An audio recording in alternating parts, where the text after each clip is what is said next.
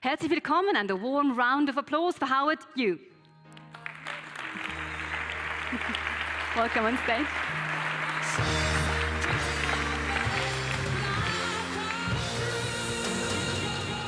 Good afternoon. It's great to be here. Back in 1997, the famed journalist from the New York Times, Thomas Friedman, wrote a book called The World is Flat. He positioned the internet is going to bring everyone together. The world is going to be flat. It's not true. Today, we're living in a world of a rising splitternet. If anything, the internet is split between the East and the West. I mean, 18 months ago, these two guys are friends, right? They were really nice to each other. No more. And of course, the concern from the United States is primarily because of the rise of artificial intelligence, e-commerce, connectivity, becoming a superpower in technologies. So there's two questions. One is, of course, how can nations stay competitive? But it's also, why do Chinese companies can be so innovative? Now, in many ways, it's because of the ecosystem that China's uniquely have. You're looking at the e-commerce size of China is multiplier of the United States, and it's growing. I mean, Alibaba single-handedly have an Alibaba single day, which is like Amazon Prime Day. In terms of the overall revenue, it's $30 billion last year. In the United States, from Amazon to Walmart to Macy's to Best Buy, collectively coming up with the Black Friday is $12 billion. Now, it's not just e-commerce, right? It's also the amount of people staying onto the internet. The amount of internet users in China just tremendous. But it's not just the absolute amount that bringing people attention, but it's also the growth potential. In many ways, the percentage of internet penetration in China is still lower in the United States. So you have an industry or a market segmentation that the number in terms of absolute volume is much higher than the United States, but there is still a headroom for growth, which is why you see in China, there's always the story about copycats fighting against each other. In the United States, Amazon is the king. In China, the game is still not over. You have Tencent, you have Alibaba, you have JD.com, and a host of other copycats still fighting against each other in the search to become the world-class gladiator. So in order to understand the future, we need to look back into the past. In order to understand artificial intelligence going forward, we need to look back to some of the traditional economy as well. So as I said before, Donald Trump 18 months ago, he was still good friend with the Middle Kingdom, and he was in China giving a speech. Now, he doesn't speak a word in Chinese, but he had a Chinese company called iTech that can translate his talking point real time into Chinese. So the first line you're going to hear is Donald Trump speaking English. Second time onwards is an algorithm automatically translate what he said and mimic his own voice. So you're going to hear almost like a real Trump, but speaking completely in Chinese. So let's take a look of iTech. Artificial intelligence, AI first. 第一次来到中国，我非常高兴。人工智能正在改变世界，科大讯飞真的很棒。So how do we make sense of the world, right? So I guarantee next year I come back, I speak in perfect Swiss German. Now, let's take a look of the history of why do these Chinese companies starting off as copycat and become world-class gladiator. Now, I love going to New York City. In fact, I still visit the city around once a month doing research and also collaboration. But, you know, around Thanksgiving in New York City, you have the Macy's parade. They put up big balloon and people celebrating. As I was walking, I noticed a little company at the back. It's Haier. It's the Haier building. For those who haven't heard of Haier before, it's the world's largest refrigerator manufacturer. They acquired GE home appliances. So the big question for me is, how come American consumer would ever buy a brand called Haier? They have Whirlpool, Maytag, GE home appliances in the past. All these are great brands. So I went up to Qingdao, their corporate headquarters. Inside, there's a museum. they showcase a lot of different interesting prototype that early time that Haier had pioneered. So one thing that they notice is in the United States, when most people are not buying the big refrigerator from Haier, but it's college kids or hotel minibar would buy the low-cost refrigerator from Haier. So what do? They come up with interesting innovation. For example, putting a wooden bench on top of the refrigerator so that college kids can use it as a writing desk. Very soon, they become the #1 category seller in that particular market. That helps Haier to really move up the value chain. All these innovations are in fact low-tech, but what they're good at is fit for purpose. That becomes the primary mode for Haier to move up. By about 2008, Maytag almost go under. Whirlpool was very nervous. They paid for extra premium to buy up Maytag so that Haier couldn't acquire Maytag as a global brand. But it doesn't matter really, because today, in terms of the number of refrigerator, Haier is still sold in terms of #1. But let's move into more exciting era. This is their previous actually logo between a German and the Chinese collaboration back then. Now, if you take a look of electric vehicle, right? In the high end, you have companies such as Tesla building up luxury sedan, targeting the highest market possible. China have no such technologies as far as 2005 is concerned. But today, the largest electric vehicle maker in China is a company called BYD. Not bring your dollar, it's build your dream. So I get curious how BYD, this company, really built up its global portfolio. Turns out BYD, historically, they were making battery for Motorola and Nokia. It's not even a smartphone. Now, back then, China have no high-tech green room technology, clean room technologies. It's only Panasonic and Sanyong. But the CEO tweaked the chemical formula so that it doesn't require such a high manufacturing standard. Throw in human hand and pack battery. Now, whether that's toxic or not, I have no idea. But this is how they build up their early advantage. Then, very quickly, they begin to launch e-bike. These are bicycle, humans still pedaling along, and so on. And then sooner they launch electric scooter, and then later on they enter electric buses. Last year I was at Stanford campus. I see all the electric buses around, and they're all branded with BYD. Obviously, today they are working towards the high end. All we're hearing again and again, including the story of people obsessed about Huawei, is how this low-end copycat move up the value chain bit by bit by bit. Now, there is this company called Xiaomi, which is the 4th largest smartphone maker.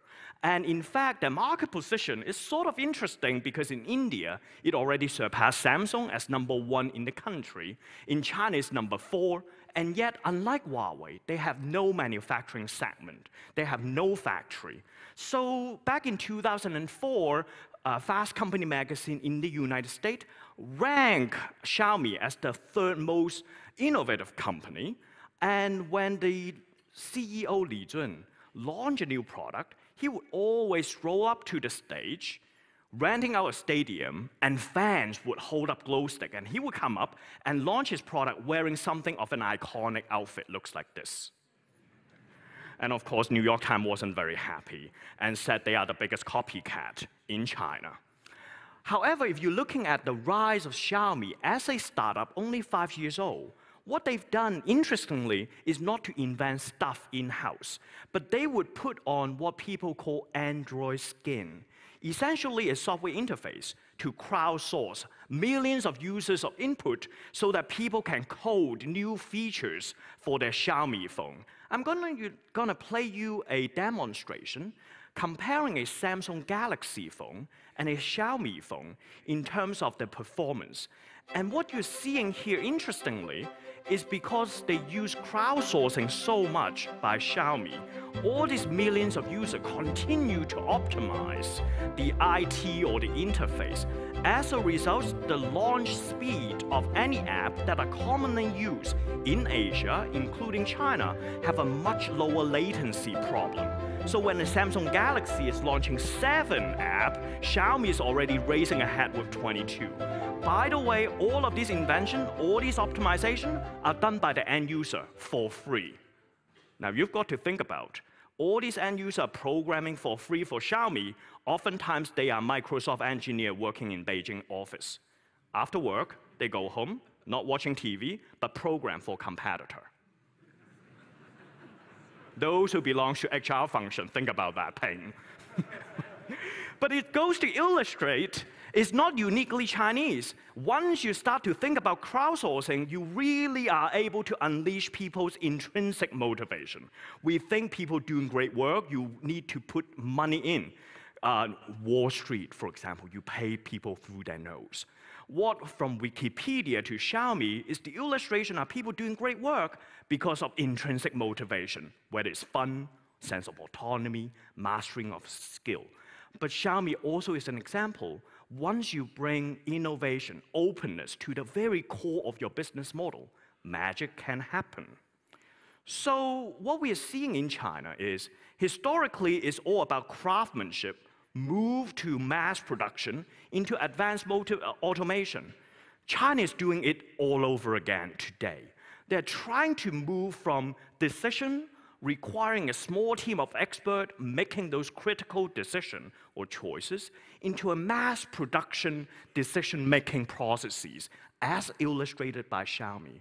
And AI today is the ultimate automation in moving these type of decision by machine as well. So this is simply an illustration about the almost an arm race of AI between the West and the East in terms of number of papers around artificial intelligence published between the United States as well as in China. They are crossing over now. Now, if you think about the implication is, today, the world-leading journals are still written in English. If that's go over, and if some of the journals are written in Chinese, huge implication for the world. And I showed with you one last quote by an American observer, and he basically had this interesting idea. He said, trust me, these Chinese people are good. If you have any kind of prejudice or concern that somehow their system and their education system is not going to produce the kind of people or talent I'm talking about, you're wrong. And the guy is the former CEO and current chairman, Eric Schmidt. So I thought that's an interesting observation by an American tech giant about the talent pipeline from the Middle Kingdom. So what does it mean to Switzerland? If you take PC as an industry, as a system level, no one makes money. If you're Dell or Compaq or HP, you don't make money. But it's the component supplier, such as the DRAM provider, is the Intel of the world, or ASML making advanced machinery for the IC chipset sector that are making a lot of money. China undoubtedly is a great manufacturer or system integrator, if you will. You're taking at the speed rail is world class. However, component-wise, they're still lacking. I was looking around in this particular country. It's all about component design and component know-how in applying and providing critical technologies to system integrator. And last but not the least, in the world of the split-net, I think the most valuable asset is maintaining a neutral stand so that you wouldn't invest everything into one single basket. When the world becomes uncertain, we need to keep our option open. And I think we're truly living in an exciting world, and I'm open up for some more discussion and going forward. Thank you.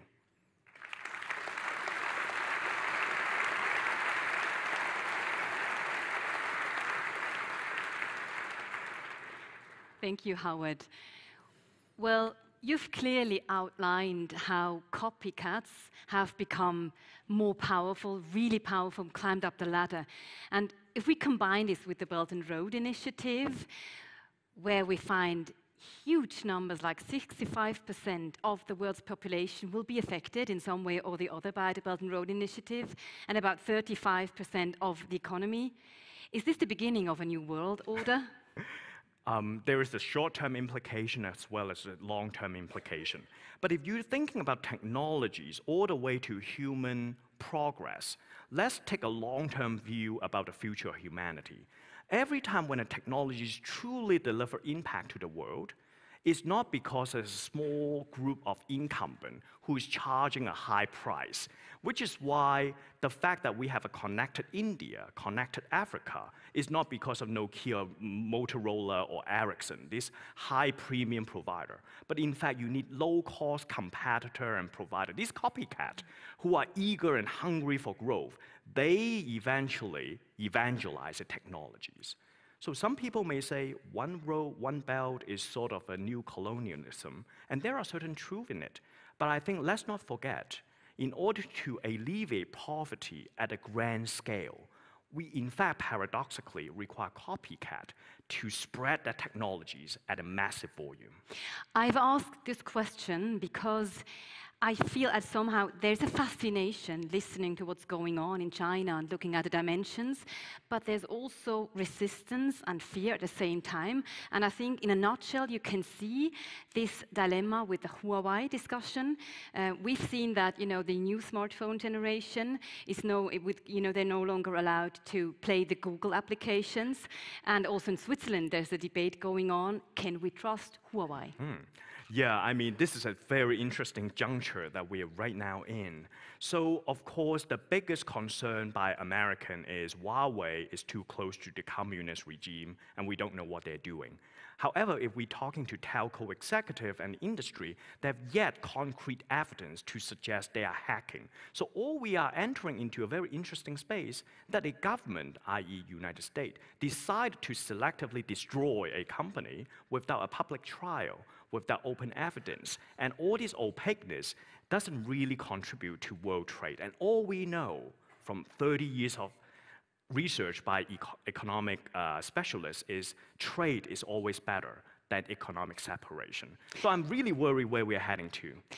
That gives me a good point, because when you say that it gives you worries where we're heading to, in one of your articles, you give a clear warning. You say, if we shut out and if you're afraid of Huawei because they might be spying on us, we run the risk of creating a tech authoritarian bloc.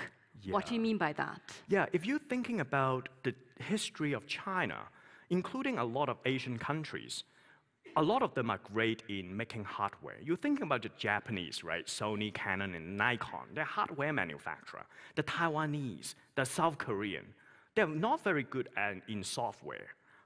Even everyone, like Samsung, they need to rely on Android. That's a prime evidence that somehow Asia doesn't quite get it right around software. We still use Microsoft, for example. I think you should elaborate on that. I give you 30 seconds. If you think about... You don't have to be neutral just because you're in Switzerland. Go ahead.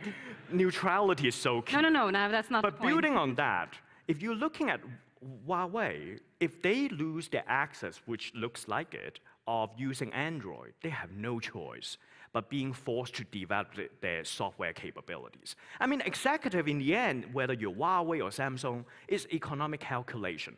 When I invest $10,000, should I invest in hardware that I'm very good and I can specialize? Or do I start something from scratch called software? And inevitably, what this policy imposed by America is essentially you force for the first time a Chinese company already are so big to invest in a big way into software. You force a transformation. And that's also a very current problem. Today we got the news that also a British company banned Huawei from certain items, so we have to observe what's going on there. But it has also something to do with the very lax data protection law in China.